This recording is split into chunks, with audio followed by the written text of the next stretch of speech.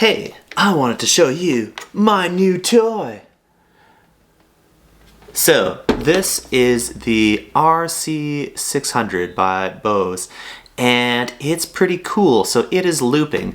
And what is looping? Okay, so looping is where you play a little bit, and then that's recorded, and then you play over top yourself, and then you record that, and then you play over top yourself, and you record that. You add layers together. It's like painting a picture or painting a musical picture. You put a bit of paint at first, and then it dries, and then you put on another layer of paint, and then you put on another layer of paint. It's pretty fun. Everyone's seen looping somewhere. There's a lot of people doing looping on the internet. I really like the stuff that The Kiffness or David Scott is doing from South Africa. He's got some pretty cool things where he remixes stuff, most famously making music with cats and dogs. That's pretty cool. Maybe I'll try remixing some stuff later. In Edmonton, there's a guy who calls himself David J. the Spaniard, and he does some pretty hard and fast looping things on guitar. That's pretty cool too, so you should check out his stuff. I really got an eye-opening with looping when I went to the island of Kauai in Hawaii. So I went to Kauai and had a pretty cool nature getaway. That was 2022 July, so the end of a lot of restrictions in COVID times, and I had this solo venture where I camped everywhere, and it was great. And aside from having a really cool nature experience and a cool getaway, I did see a lot of musicians at cafes. Pretty much all the musicians, or almost all, were using looping. There's maybe one group doing some backing tracks. Yeah, live looping was pretty huge there. So there's one guy in particular I really think about who I saw on one of my last days. It might have been my last day in Kauai, and he was playing flute and saxophone and keys, and I think he was singing and playing guitar. He was playing like all the instruments, but he was looping them together. So basically, the main reason you would want to do looping is so that you can be a one-man band. So mostly, this is a way of acting as a one-person band. An alternate way might be using backing tracks. You might debate what's cooler or what's more appropriate. I think the looping is a little more real because you're playing all the parts, right? So if you're playing all the parts, the audience can see you playing all the parts, then you've actually done it. I think it's a little bit less of a real experience when you have backing tracks that are pre-programmed, but that could be cool in a different way too. I mean, I think, a lot of the pop music experience that people get on the radio isn't really real either. So it's become normalized to not have the musician putting in all the work, and that's another story. But if you want to look like you're the musician doing all the work, well, looping is a way to be a band all by yourself. So this musician I saw on one of my last days, I mentioned to him that I have a Marimba-Band back home. So I've got this band with 3 people, and he said, "Oh, band? A 3-person band? Oh man, like no one would be able to afford that here." So he was playing at a restaurant, he was doing cool stuff, and the island of Kauai is a pretty expensive place, though I, really visited in a super cheap way.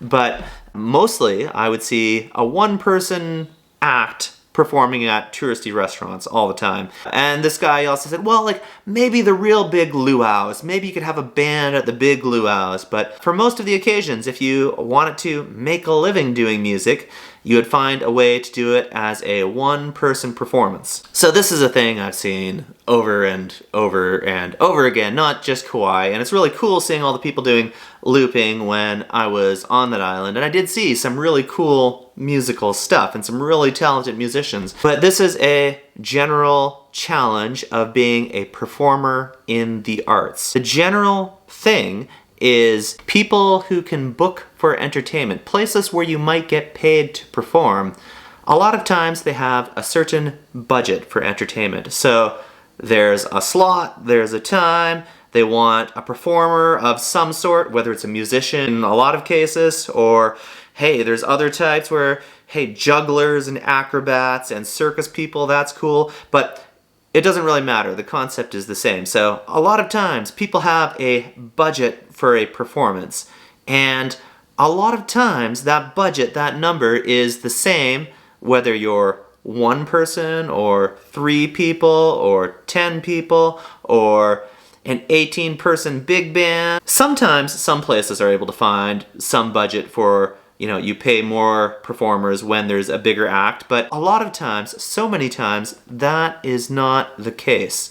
So if you want to make a living at it, there are a lot more opportunities to get a fair pay if you can do an act that creates a positive effect, that makes the crowd feel good with less people. So the smallest number of people you can create the best effect with is often the best way to create a product that you can get paid a reasonable amount and make a living off of, if that's what you're trying to do. So what is the easiest way with the least amount of people to help people feel good? So when I originally bought my marimba, and I'm best known for the marimba around here in Edmonton, I had returned to Canada, and where do you play the marimba? There was a guy who was living in my city for a little bit, so Mark Maynor, he's super cool, and he would take his marimba and go busking at farmers markets. And he did this when he lived in New York, he did this when he lived in Berlin, and he would play solo classical music which is memorized. And hey, that is super cool. So one person giving a super cool effect, that was pretty awesome. When he left Edmonton, I just started doing the same thing. I would go to farmers markets and I would go busking. Like him, I enjoyed the gig in itself, but I also thought it was a cool way to get other gigs for people to see you, and I did get hired for some other things through that. Now, playing solo classical music, which wasn't the only thing I did. I wasn't only bringing the marimba out, I was also a part-time military musician and doing some other freelance things. I found it was a lot of work to build up my memorized repertoire of solo stuff. You can't really flip pages when you have 4 mallets in your hand. Hey, now there's iPads and pedals, so like that might be another thing. So on the solo front, the way I was doing music at that time, until then, I thought it had some limitations. So I probably only got up to about an hour of solo classical memorized music, which is fine for busking. There might have been some other ways with reading music, although complications. I really think in that context, everything is better if it's memorized. So my friend Mark, doing this, playing for places solo memorized all the time, he had 3 hours of memorized music.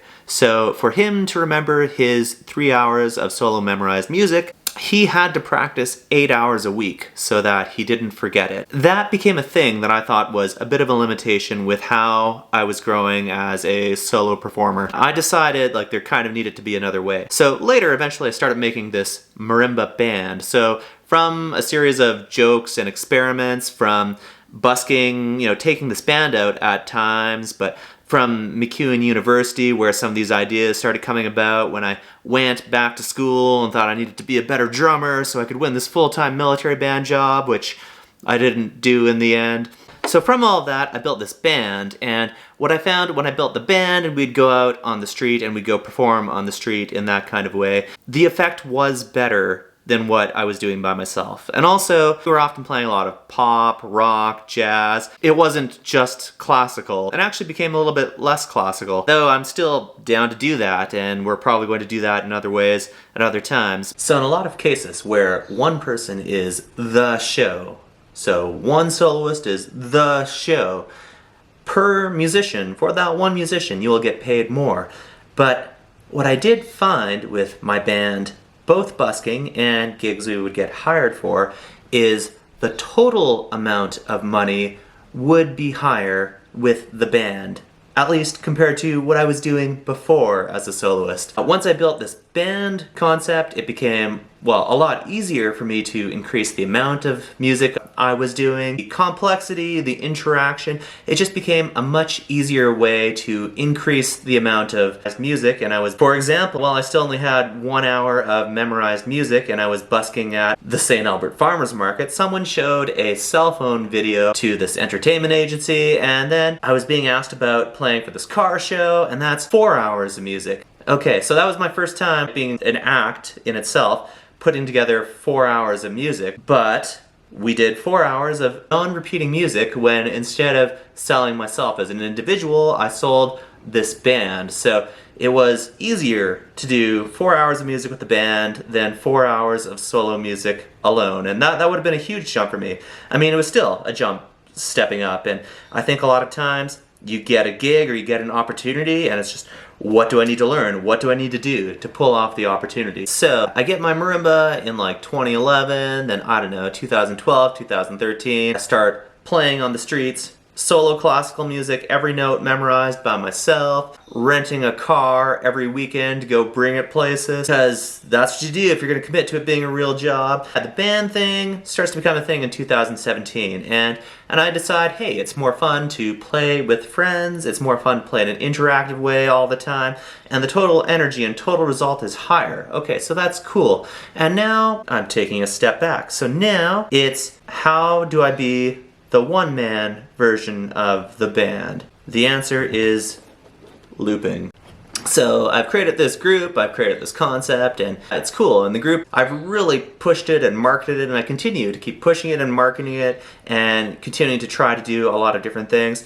You know, when people say, hey, we'd love to hire entertainment, and I say, hey, this is the price of a band, or you want to hire a band, oh, that sounds great. Okay, well, it's going to be this much money. And then like, oh, that much money. Okay, well, you know, like how much would you pay 3 plumbers, 3 teachers to show up for a while? Even if you're only playing for an hour, while you think about the amount of preparation and moving the gear and stuff, you might miss out on a day of work of being a teacher, which, you know, when I'm substitute teaching, I just booked a gig and it's like, hey, I'm doing that 1 hour during the day, but I'm gonna show up an hour and a half early. There's the practice, and I can't actually take work as a teacher that day because I'm performing. So whether, you know, it's an hour, 3 hours, 4 hours, whatever, it's still, you have to show up and do work. And how much money do you need to ask for to justify that if you have 3 people now?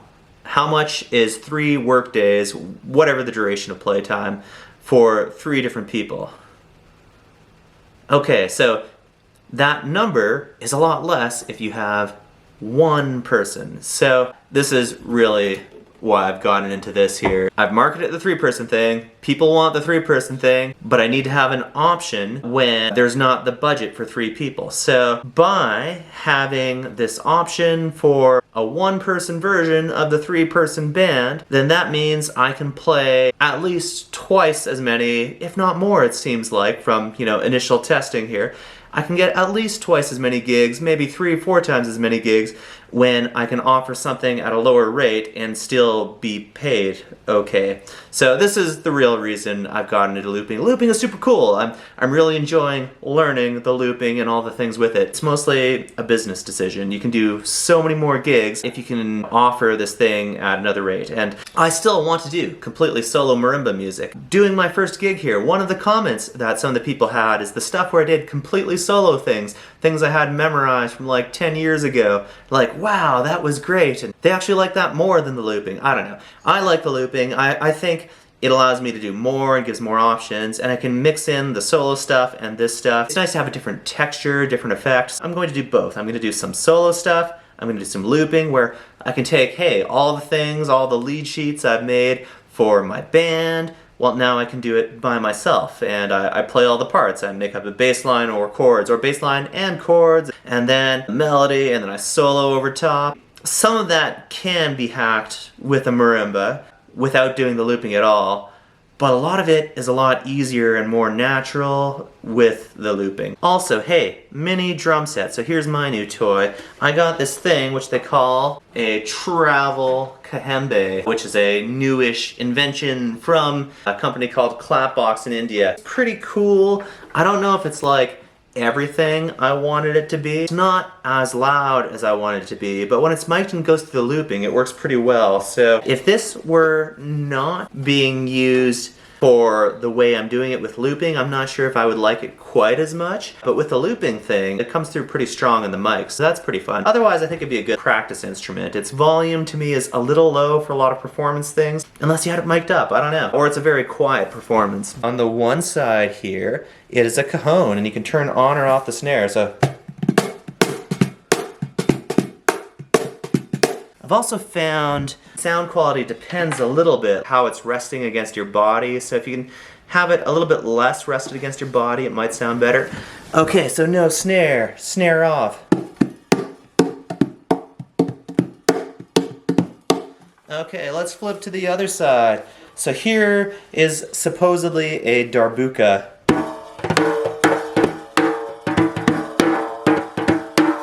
The other thing I found is I got to play a little bit with the technique in that this instrument, which I did get specifically for this idea of looping, I forget I don't just hit it in the palm, the fleshy part of the hand there, like I would the real drums, because the places where it rings and sounds best are a little bit different. So like right in the middle sounds very dead and is not as nice a sound. Kind of hitting the fingers in a different way there along the side gets the more bassy. So it's like maybe bassy is in there and the slap is up there. So that gives some options. And then a little shaker. So I found the shaker and travel Cajembe end up making a nice drum set-ish kind of effect. I tried doing some vocal things at first. The vocal stuff didn't sound as good with the marimba. I think it's just like the voice and marimba not blending quite as well. But another problem is that I have 2 mics for the looping. There might be another way to do this, but basically I've got 2 mics. I'm just using some SM58s right now. I think for a really good vocal sound, you would have to have your mouth close to the mic, and I don't have a good way to do that with only 2 mics, and I could have more mics, but it'd be more complicated. But this actually picks up well enough and better than the voice does for drum sounds or a cappella drumming with my looper. So I saw this guy in Kauai who did do a cappella drums along with his ukulele and guitar playing, and I thought that was super cool and it sounded great. But thinking about it retrospectively, I think he probably got a better sound because he's able to bring the mic right up to his mouth. I'm not really able to do that in this situation. There might be another way, but it involves me taking other mics. You know, and after I've already brought out a 230-pound marimba, shaker, it's one more tech thing, and I keep bringing more and more things on the street. I don't think that's a tech thing I want to work out, so I think I'm happier with options of drum sounds here with shaker. I could add some other small percussion later, but I think this is a good base for all the things I would want to do as a drum set, and I don't know how complicated I want to get. Am I doing guiro and triangle, and I don't know. I think this is probably good enough. So this unit here, first thing I did, you can see, is I got these toppers.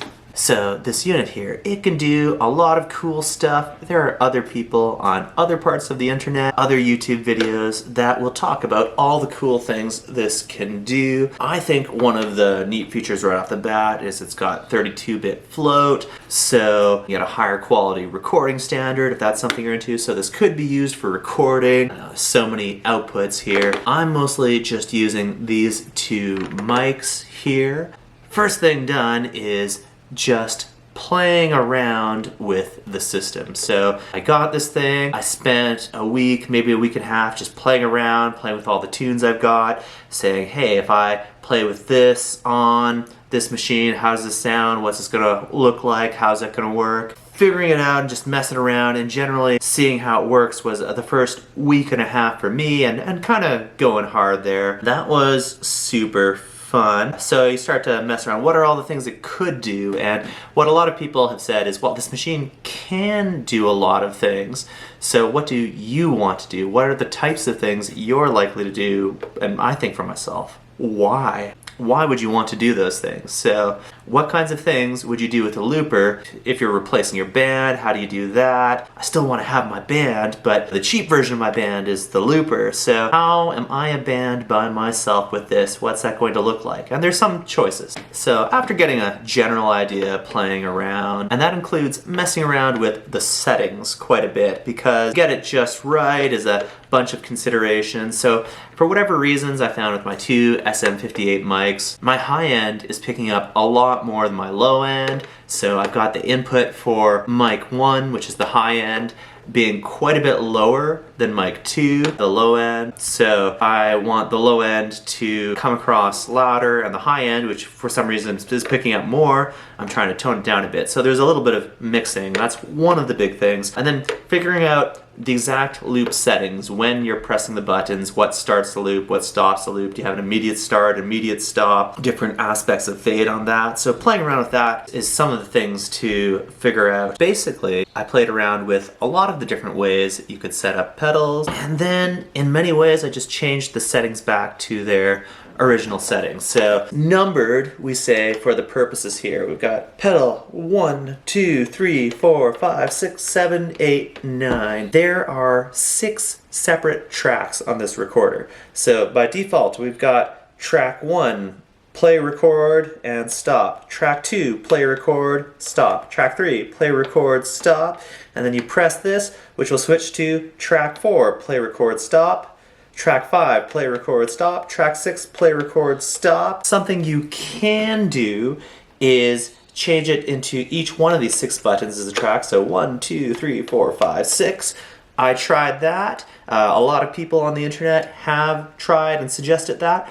I don't like it quite as much for a few different reasons. I found my stop being a little bit less reliable. And then something that I find very useful is, okay, we say 6 tracks, but actually you can sort of have a greater effect than that. So you can overdub. So maybe I play my Cajembe acting as drums there, and then I put a shaker on there.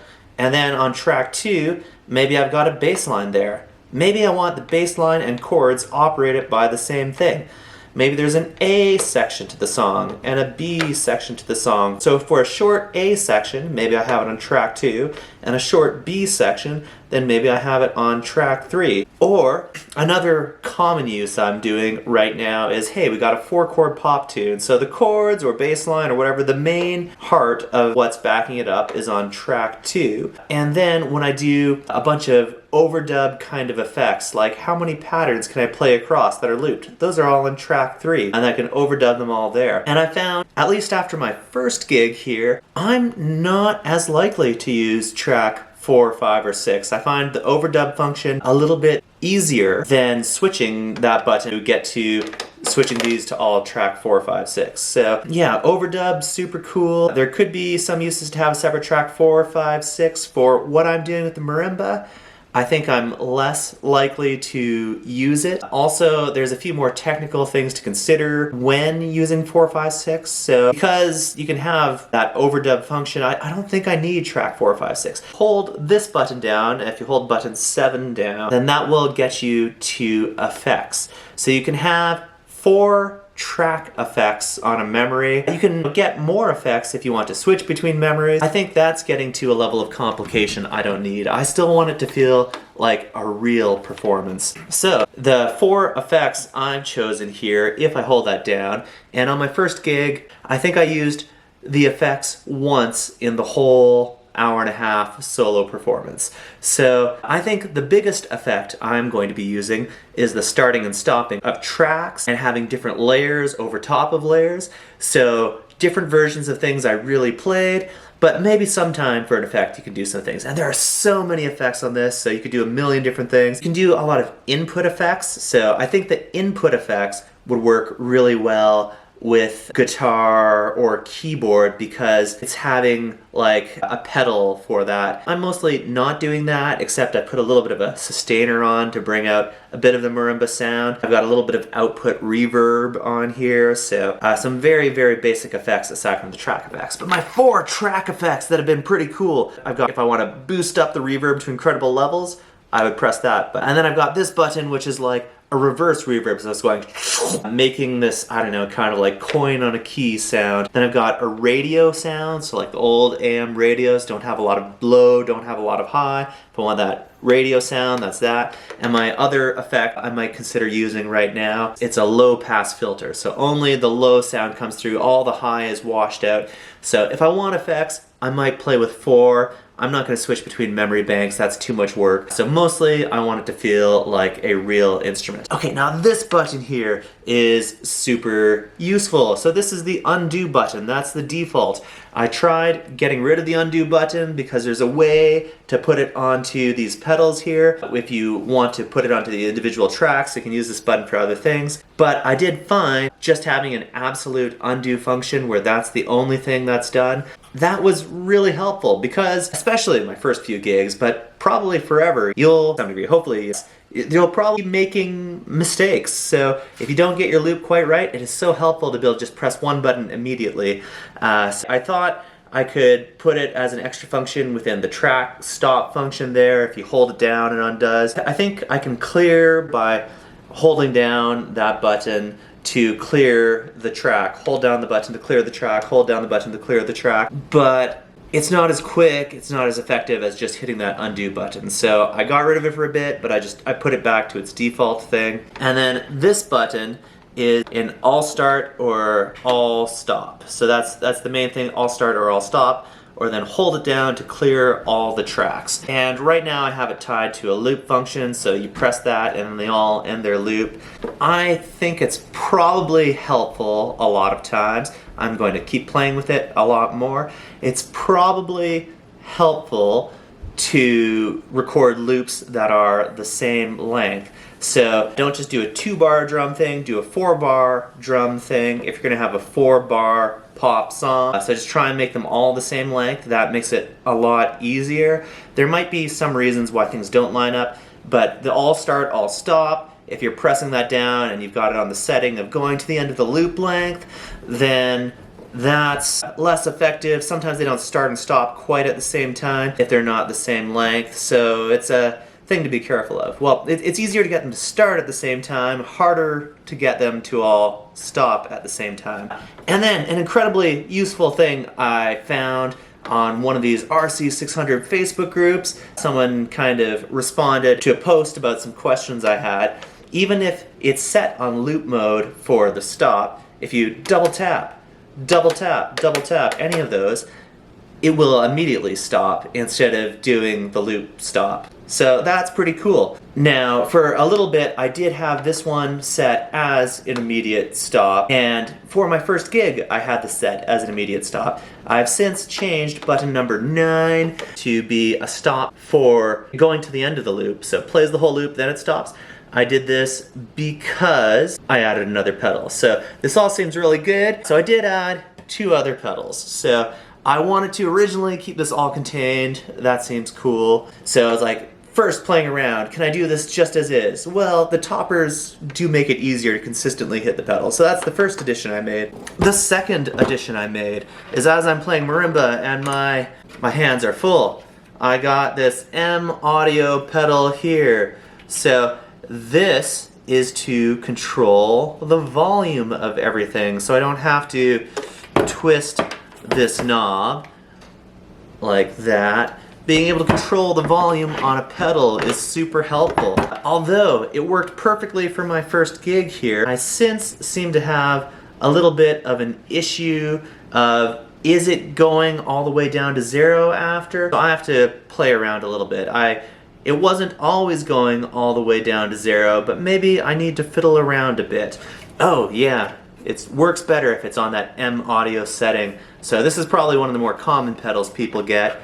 Oh, and I just found this other thing here. Maybe this is one of the things I play with to make sure that's recalibrated. There's a little knob on the side. Okay, well that'll be one of the next things I do. So the other thing I got is, I didn't have this in my first gig, but it'll be on my second. I just ordered an extra FS7 switch. So I found wearing a shoe, trying to get that all stop thing with this button here, sometimes I would miss. Sometimes I did not quite hit the pedal. Also, being on the second row makes it harder to hit the pedal. I think maybe if I played barefoot it'd be easier because it's hard to hit this pedal but not this pedal. The barefoot, you have an arc of the foot, so the arc of the foot would make it easier to hit that pedal without hitting that pedal. But yeah, it is a little bit of a target practice. I did miss sometimes and I didn't always get the stop exactly when I wanted the stop. But by adding this switch here, I have decided on doing 2 different things with this. I'm using the top part of the switch as an immediate all stop, and I'm using the bottom part of the switch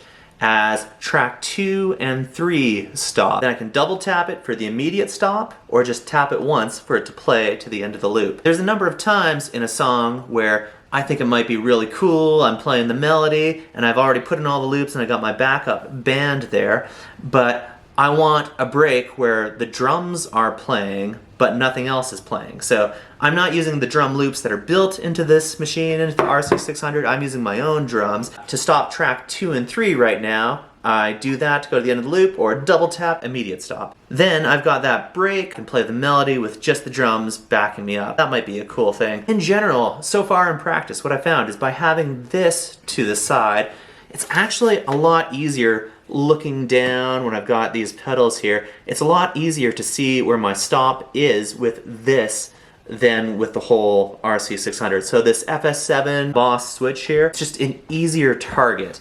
And also, the way it's raised, it's got a bit more of an incline than the RC-600, the whole unit does. So if I just put my flat shoe down, kind of, you know, there, it will hit just the top one. And then if I put so the toe goes to there, then I hit the bottom one. So it's pretty easy to hit either switch there to have the different kinds of stops without accidentally hitting the wrong one. So it's easier with this one, which is kind of a cool little addition. It's like, do I need to spend that extra money? I think it makes a difference. So now that I've got that switch, which I didn't do on my first gig here, so now I look back to this and, well, that's not going to be, button 9 is not going to be my immediate stop anymore, which is how I reprogrammed it. So I think it's going to be stop until the end of the loop, so if I can think enough in advance, then I press that button when I search for that button. Possibly I might change that later, so it's just a bit more selective of which tracks start and stop. Now, you have to use your assigns to be able to program these buttons differently. One of the things I was trying to do with having, well, what's become this button. I tried doing it on one of the buttons here. I tried doing it on that undo button for a little bit here, but I actually really like having the undo button.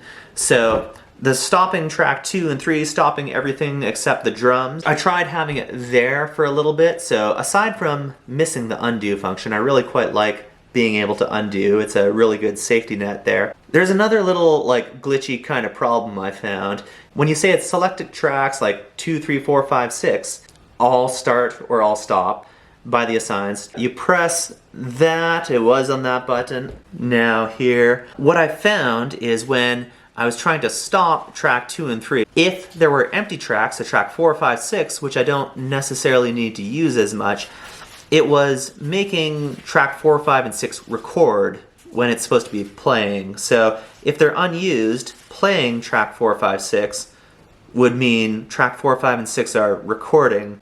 I didn't like that quite as much. So as I've reprogrammed this in assigns, my bottom button here, which temporarily was the undo button, I ended up making it play or stop track 2 and 3. But when you go to track 4, 5, 6, it's just stop. So track 4, 5, 6, it's just stop. So maybe I'll record something else in track 4, 5, 6. I'm not sure exactly what that would look like. But that might be the kind of material where it's like, oh, that's neat to have in effect looping for a while. But the stuff that's going to keep going as I get back to whatever my original stuff in the song is when I restart it, it's going to be track 2 and 3, and 4, 5, 6 are going to stop after that point. That's what I think I'm going to do. It might be reprogrammed in some other way. I'm not completely sure. So, last Friday I just had my first gig with this, and I should probably bring my GoPro Max everywhere, at 360 camera, sees in every direction. That would be useful even when I don't think I'm quite ready. Like, do I want to bring a camera on my first gig?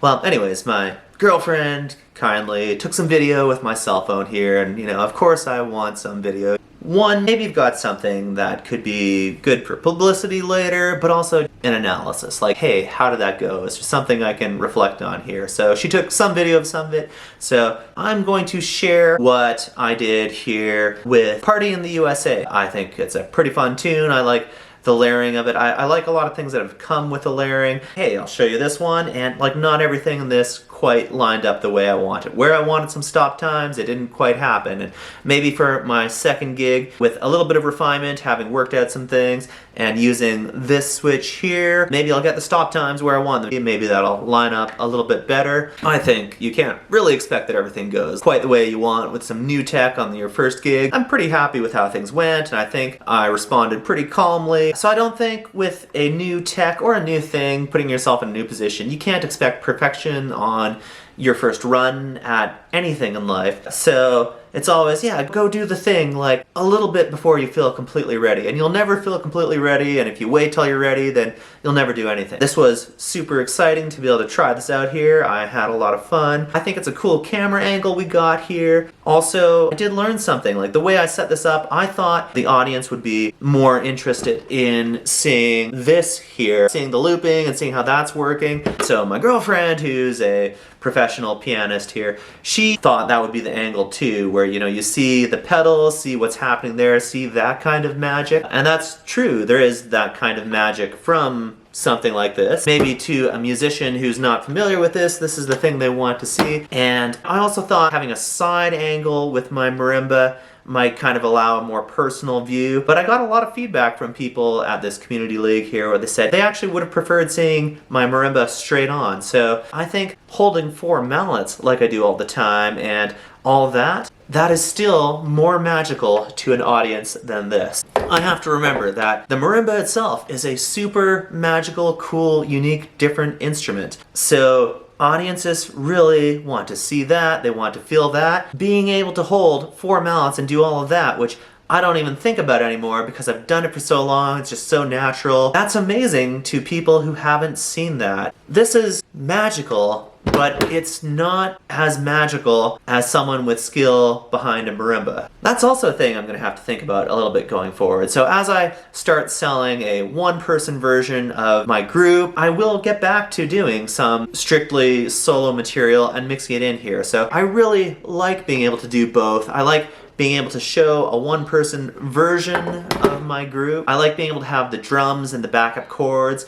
Like, it's so much easier and I think more fun to solo with the drums and backup chords than not having that, or maybe with a backup track, but it's like a lot more processing, which I think loses the fluidity if you want to start ripping a jazz solo over whatever the tune is. If you have to do the chords at the same time, if you have to be doing other things at the same time. I like that it frees up some cognitive load where it's like, oh, I played that part already? Okay, cool. There it is. Oh, one other thing I'm not going to show in this video here, but I saw this guy do this at a restaurant where he's playing ukulele and then trumpet. He would go through whole jazz forms, like a 32 bar jazz standard, and plays the whole thing where, oh, no, it's just a bass line with this little pedal that makes it lower. Okay, so the bass line is 32 bars through, and then the chords are 32 bars through, and then, so he would slowly build each layer through a longer form. So that's another super cool thing. Again, trumpet, ukulele, singing, I thought that was really cool. So I'm gonna do that through some jazz forms here too, the whole 32 bars.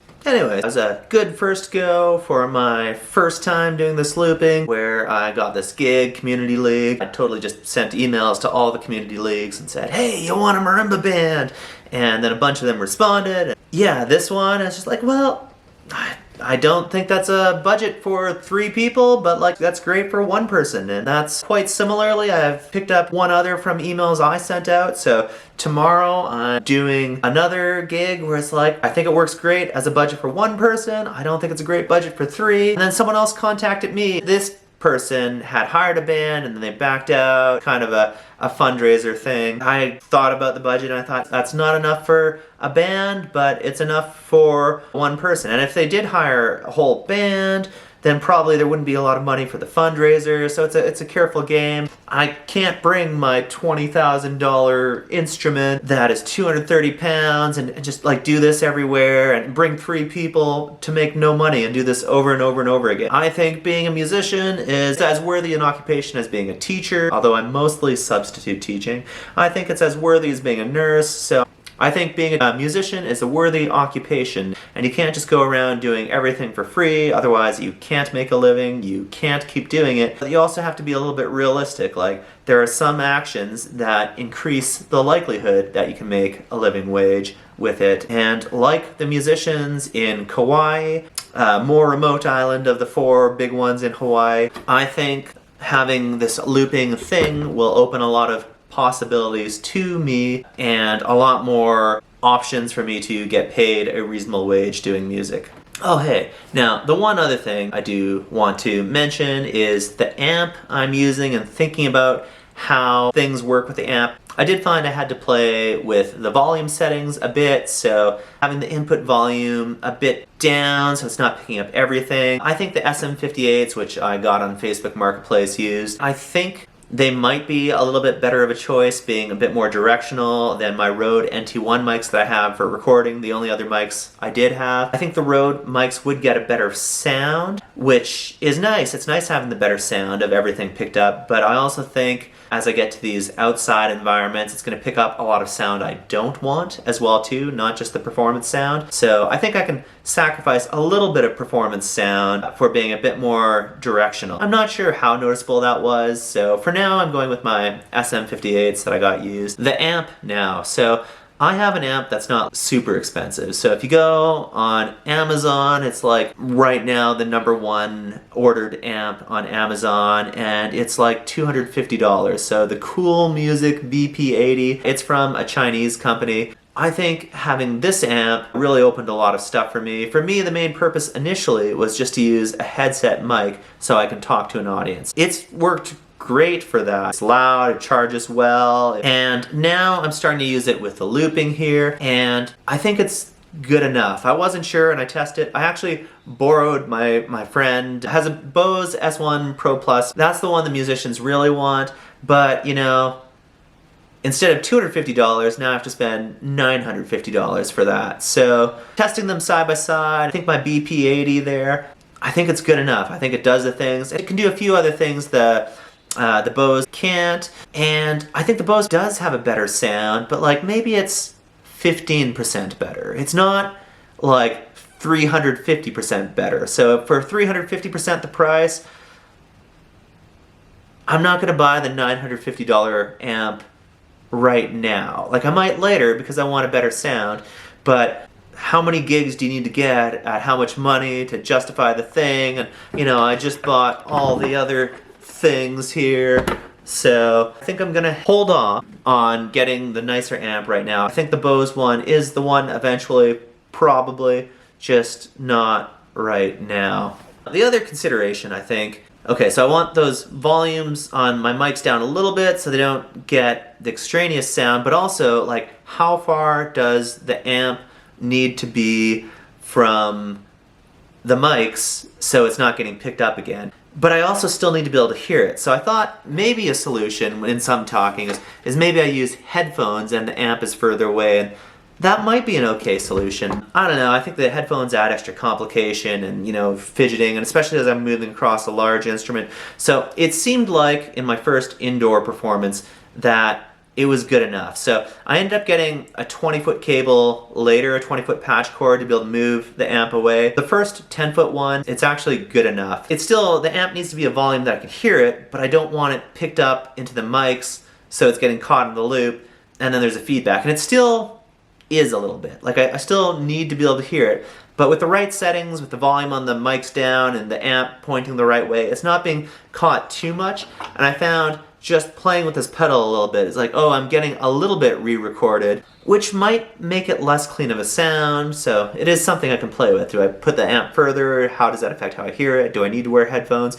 But I found, as I was playing, often just like lowering the volume a little bit there. So if the volume just keeps getting lowered a little bit, then I can readjust so it's not creating a messy feedback or too loud.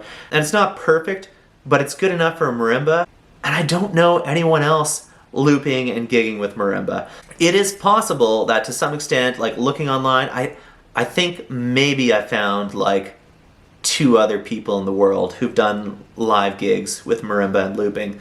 I don't know how often they're doing it, but it seems like maybe there's 2 other people in the world. When I went to this all marimba players Facebook group and asked, like, it's not easy to find this. Some people have done some things with like Ableton Live and even Logic. It works in a controlled setting. I think like if you want to play live for people, I think this is the answer.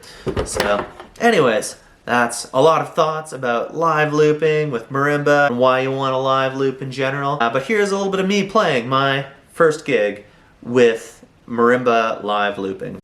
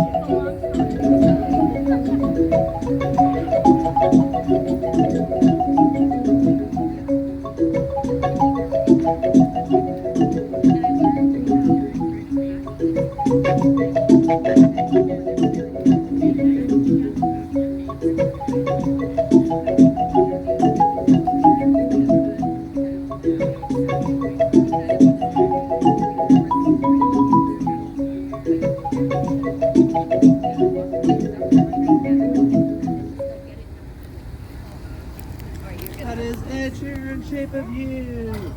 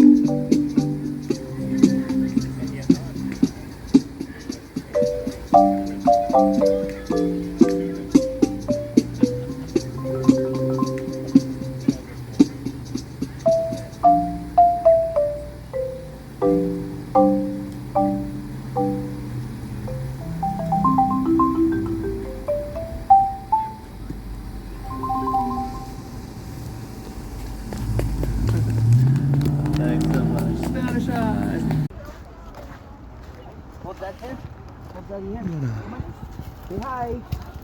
Let's go.